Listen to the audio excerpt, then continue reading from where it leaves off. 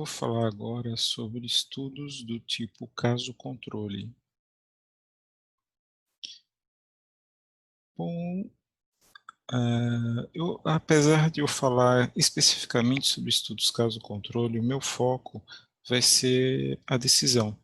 Como tomar a melhor decisão clínica, como tomar a melhor decisão sobre o que fazer ou como diagnosticar o paciente que está na nossa frente. A ideia seria mais ou menos essa, e para isso a gente precisa levar em consideração três fatores importantes, que seria a evidência científica, que seria experiência, habilidade clínica e o contexto, que seria o contexto de vida do paciente, de trabalho e principalmente a preferência do paciente. Então, com esses três fatores, a gente consegue tomar a melhor decisão. Isso, essa visão, esse foco, ele deve ser levado em consideração tanto pelo pesquisador que está fazendo o seu estudo científico, quanto o profissional, o médico, o enfermeiro, o fisioterapeuta, o fonoaudiólogo, o dentista, que está na prática consumindo a informação científica, lendo o artigo científico. Esse também ele tem que ter deve fazer uma leitura crítica do artigo científico, ele deve conhecer como se faz um delineamento de pesquisa, como se elabora uma pesquisa científica, levando em consideração as diversas metodologias existentes. Por esse motivo, a gente tem que considerar que as dúvidas que existem na prática podem ser categorizadas em 4 tipos: risco, etiologia, diagnóstico, terapia ou prognóstico. E cada uma delas tem um tipo de pesquisa clínica diferente. Por exemplo, se eu tiver dúvida sobre diagnóstico, eu vou buscar artigos e testes de diagnóstico, que eu chamo de artigos de acurácia. Se eu tiver dúvidas sobre risco ou etiologia, eu vou buscar estudos de coorte ou mesmo um caso controle. E terapêutica, se eu tiver dúvidas sobre terapêutica, eu vou buscar artigos ou estudos com delineamento do tipo ensaios clínicos controlados e randomizados. E se minha dúvida for sobre prognóstico, eu vou buscar estudos de coorte. E eu tenho que considerar também os níveis de evidência científica. Considerando a pirâmide de intervenção de terapêutica, o maior nível de evidência é a revisão sistemática. Logo abaixo eu vou ter os ensaios clínicos, quando acima de 1.000 pacientes, o megatrial, quando abaixo, chamado ensaio clínico randomizado. No degrau abaixo eu vou ter estudos de coorte e logo abaixo o estudo caso-controle. E quando eu tenho uma dúvida sobre risco, etiologia ou prognóstico, eu vou ter uma pirâmide um pouco diferente. Nessa pirâmide não vai entrar mais o ensaio clínico. O topo dela vai ser a revisão sistemática, só que aqui a revisão sistemática não vai ser mais uma revisão de ensaios clínicos, e sim sobre estudos observacionais. No degrau abaixo, eu vou buscar estudos de coorte, eu vou ter o estudo de coorte com o maior nível de evidência científica. Abaixo dele, o estudo caso-controle. Portanto, o estudo caso-controle é um delineamento epidemiológico, delineamento de pesquisa que tem uma alta evidência científica, e é muito comum a gente encontrá-lo. Por isso, a gente precisa conhecer o que é um estudo caso-controle, saber analisá-lo, saber fazer uma leitura crítica de um artigo caso-controle. Bom, mas de qualquer forma, eu vou mostrar aqui a estrutura de um estudo de coorte para que a gente entenda como se estrutura um caso-controle. Então, no estudo de coorte, antes de mais nada, vou selecionar uma amostra da população e eu vou acompanhar essa amostra populacional ao longo do tempo.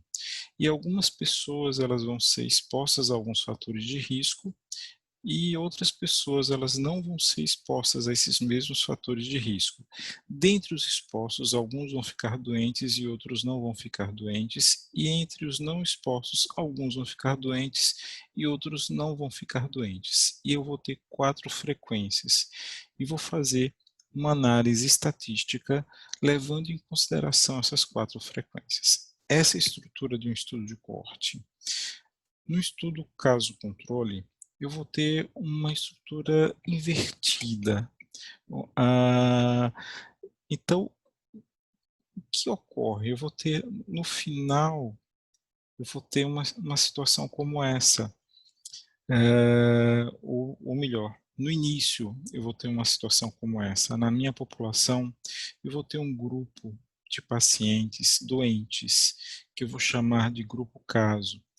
E o que é que eu vou fazer? Eu vou buscar um outro grupo semelhante a esse anterior, só que sem o meu desfecho, que é a doença. Então, eu vou ter o meu grupo controle de não doentes. Eu vou chamar esse grupo de não doentes de grupo controle. E vou fazer uma comparação entre o meu grupo de caso e o meu grupo controle.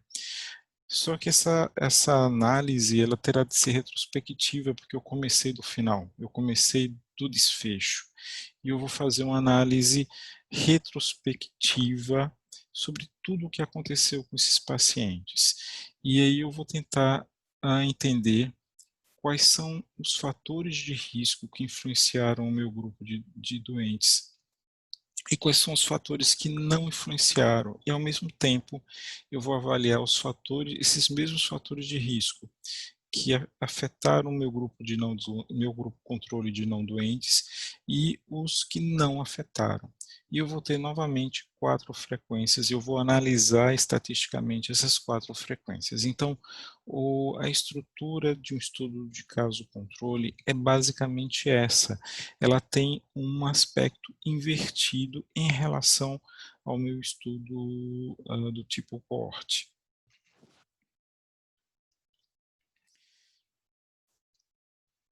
E quanto à direção temporal das observações, o estudo de coorte ela tem uma característica prospectiva, na maioria das vezes, e o meu caso controle ela tem uma característica retrospectiva, de forma tal que estudos retrospectivos são quase sinônimo de estudos caso controle.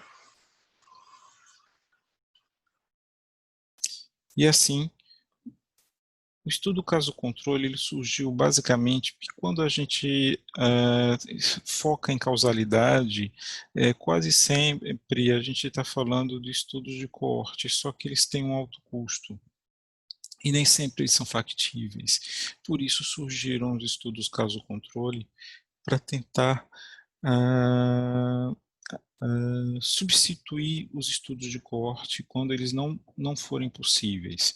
Então, eles foram criados basicamente para identificar fatores de risco para a doença e eles podem ser chamados de estudos epidemiológicos observacionais, longitudinais, retrospectivos e analíticos. E a gente tem que considerar sempre que o desfecho usado para definir casos controle é sempre a presença ou ausência da doença, embora outros tipos também possam ser utilizados. E o meu grupo caso sempre será o meu grupo de indivíduos que vão ter a doença e o meu grupo controle são os indivíduos semelhantes ao grupo caso, porém sem essa doença. E a partir daí eu vou comparar esses dois grupos quanto à exposição de um ou mais fatores de risco. E quase sempre são múltiplos fatores de risco que vão ser analisados em relação a essa dicotomia entre doentes e não doentes. Eu vou ter várias vantagens em relação a esse delineamento epidemiológico e o principal, ele é muito eficiente em doenças raras. Eu vou analisar um grande número de informações a partir de um número pequeno de pessoas. E ele é também bastante útil para gerar hipóteses sobre novas doenças ou surtos não usuais. E nesse caso, ele estuda um grande número de variáveis preditoras através da abordagem retrospectiva, como eu já vinha explicando anteriormente. E uma característica, uma vantagem muito importante, ele é relativamente barato. Ele é muito mais barato que um estudo de coorte, que é bastante caro. Porém, ele tem algumas desvantagens. Uma delas, ele tem informações limitadas, principalmente porque ele não estima risco. Eu vou explicar daqui a pouquinho por que isso acontece. E também ele não estima a incidência. Então, como ele não consegue estimar a incidência, automaticamente ele não estima risco, porque o risco ele é analisado a partir da incidência. Uma outra desvantagem é que ele analisa somente um desfecho, o doente e não a doença ou não doença, tá? Então somente o desfecho pode ser analisado. E há uma grande suscetibilidade a vieses. Como eu faço um estudo retrospectivo, eu tento analisar o que já aconteceu com essa pessoa, muitos erros podem acontecer. Os dois principais vão ser o viés de seleção. Ao selecionar casos e controles, eu posso selecionar de forma equivocada essas pessoas, e a aferição, eu vou ter um viés de aferição que eu chamo também de viés de informação ou memória, devido à mensuração retrospectiva das variáveis. Quanto ao viés de seleção, quando eu vou selecionar os casos dos pacientes doentes, na prática isso é relativamente simples. Porque, basicamente, eu vou selecionar em quem a doença foi diagnosticada. Portanto, eu não vou precisar fazer um sorteio, são os pacientes que eu tenho disponíveis. Eu vou ter uma amostra não aleatória. Qual é o problema? Existe uma possibilidade de não representatividade. Por que isso? Porque, basicamente, os pacientes com doença mais leve podem nem ter sido diagnosticados ainda. E os pacientes com doença mais grave, ou eles podem não estar disponíveis para pesquisa, ou podem até ter falecido já. Então, eu posso ter um problema sobre não representatividade.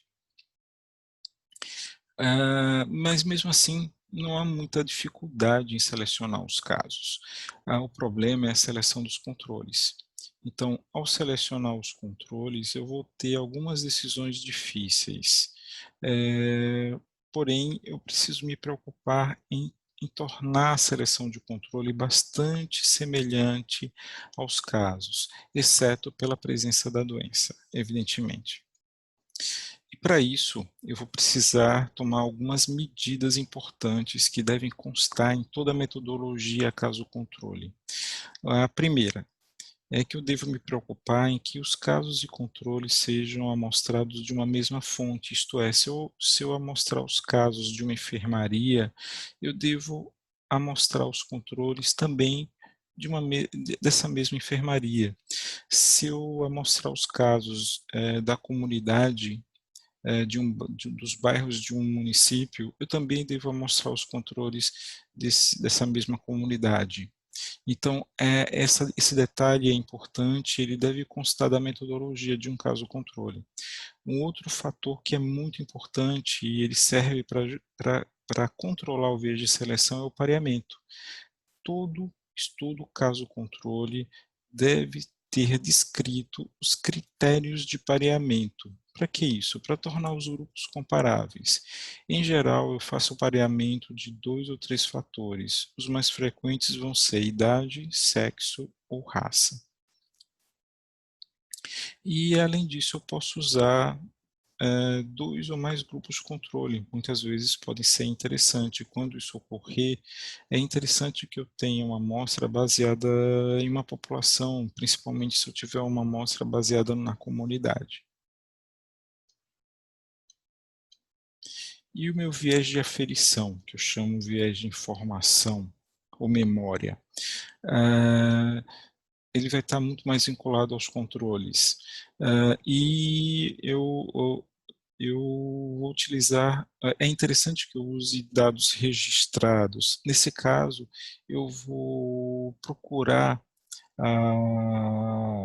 prontuários, registros documentais para conferir a informação do paciente. Por quê? Porque muitas vezes o paciente doente, o caso, ele, como ele está doente, ele tem uma informação relativamente fidedigna, mas o controle, que é um paciente sadio, nem sempre ele tem uma boa memória sobre o que vem acontecendo com ele. Tá? Então, eu sempre preciso recorrer a um documento para conferir se a informação realmente é adequada. E o prontuário é um documento sempre usado para isso.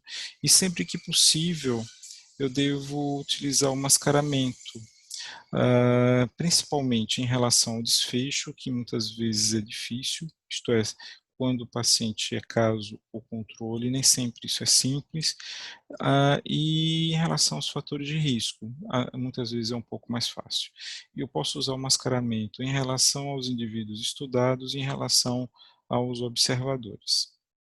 Bom, esses são detalhes que eu devo me preocupar no delineamento da pesquisa. E para quem lê um artigo científico do tipo caso-controle, deve buscar também esses detalhes na metodologia. Esses detalhes, devem estar descritos de uma forma minuciosa na metodologia, e a qualidade do estudo está muito vinculado a esse detalhamento. Eu agora vou falar um pouquinho sobre análise estatística do caso controle. E antes de aprofundar nessa área, eu preciso diferenciar o que é chance e o que é risco. Anteriormente eu já falei que o estudo caso controle, ele não avalia risco. Por quê? Porque basicamente ele não consegue avaliar a incidência. E para eu avaliar risco, eu preciso ter informação sobre incidência. E para explicar a diferença entre chance e risco, e a chance é o que eu uso para avaliar o estudo caso-controle, então eu vou dar um exemplo. Nesse exemplo, eu vou citar uma doença, uma determinada doença, onde eu vou avaliar 100 pacientes, e desses 100 pacientes eu vou ter 60 mortes. Então, eu vou ter uma mortalidade bastante alta nessa amostra.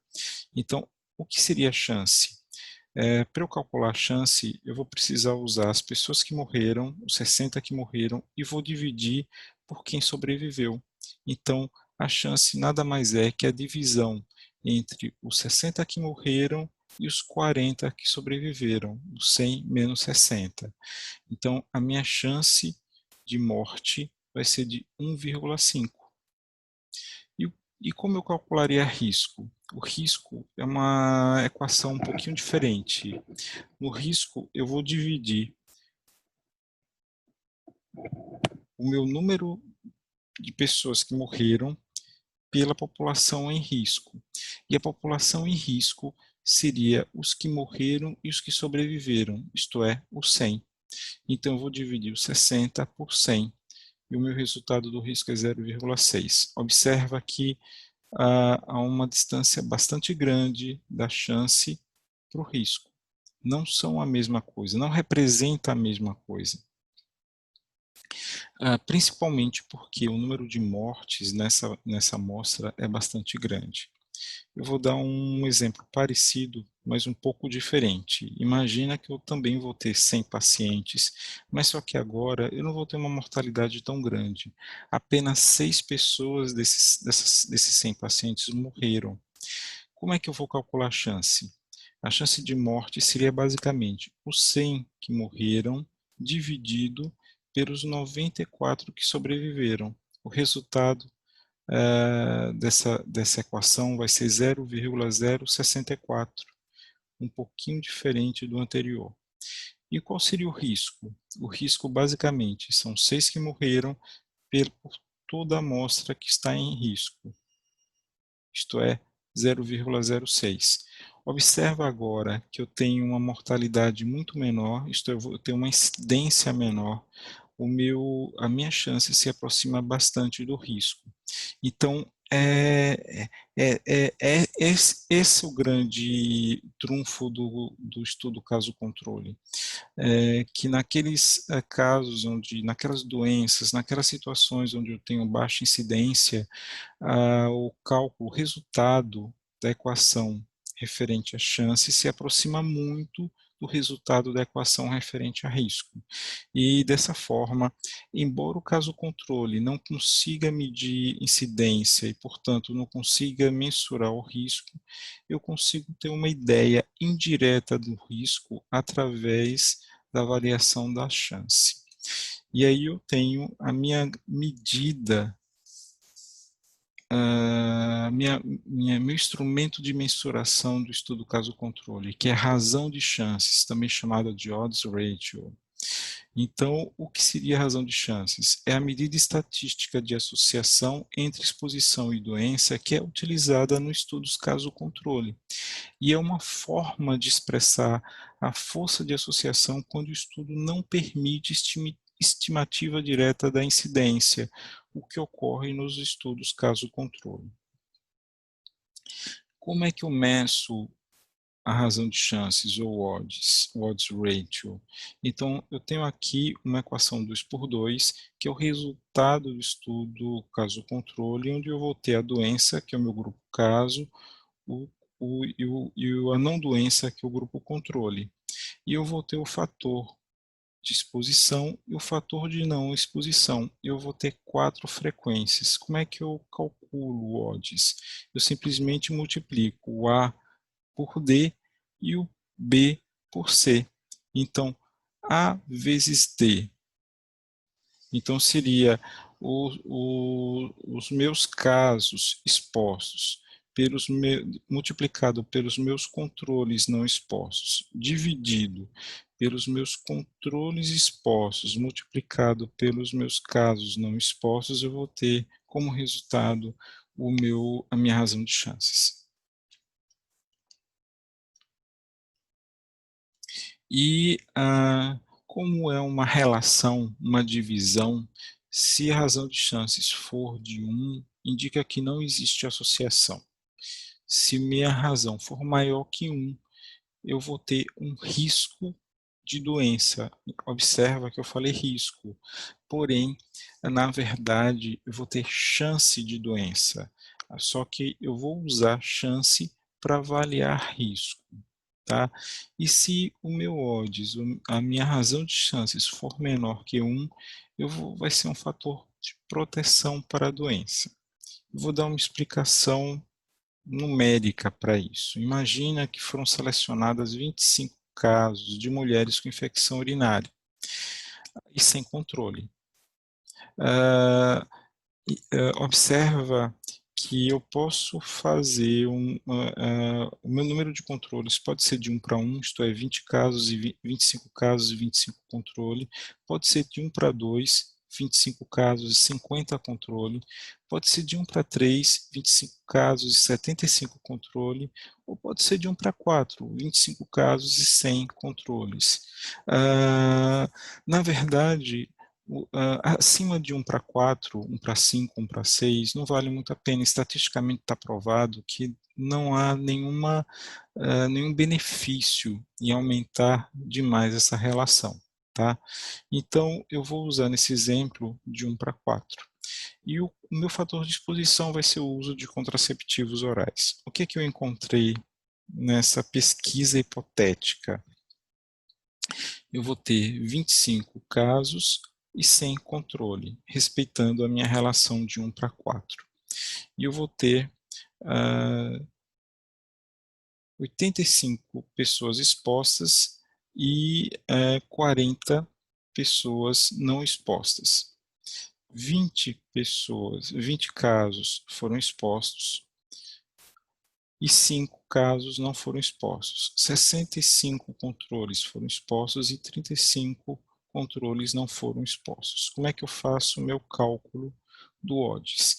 Eu simplesmente multiplico 20 por 35 e divido pela multiplicação de 65 por 5. O resultado disso vai ser 2,153. Como é que eu analiso esse resultado da minha razão de chances? Olha só, um odds acima de 1 indica fator de risco da doença, isto é, chance para a doença. Então, a minha interpretação desse odds é que a exposição aos contraceptivos orais vão causar uma chance de infecção urinária 2 vezes maior do que quem não usa contraceptivos orais. Bom, eu vou comparar aqui com o estudo caso-controle, que foi realizado também de uma forma semelhante. Então, imagina que eu acompanhei 500 mulheres no período de 4 anos e com o uso de contraceptivos orais como fator de exposição. E o desfecho analisado foi infecção urinária, então desfecho é o caso e não caso, presença de infecção urinária e ausência de infecção urinária, e uso de anovulatório, não uso de anovulatório. Só que, como eu fiz um estudo de coorte, eu posso utilizar, e eu tenho condição de calcular incidência e, portanto, eu posso calcular o risco diretamente a partir da incidência. Então, eu vou calcular, portanto, a incidência de infecção urinária dentre as pessoas que usam anovulatório, a incidência de infecção urinária dentre as pessoas que não usam anovulatório e vou calcular essa relação, essa divisão. Isso é o risco relativo. O resultado desse risco relativo foi de 2,125. Observa que o resultado do risco relativo se aproxima muito da chance. Por quê? Porque, na verdade, olha só a incidência, foram 25 em 500 mulheres, a incidência de 5% é uma baixa incidência. Então, quando eu tenho uma baixa incidência, o meu risco se aproxima muito da chance. Então, é o pulo do gato do caso controle. Não necessariamente o caso controle só pode ser utilizado em casos raros, mas numa situação como essa, numa situação em que eu tenho uma doença ou um fator de desfecho com baixa incidência, o caso controle ele tem uma vantagem muito grande pelo fato da chance se aproximar muito do risco, do cálculo do risco.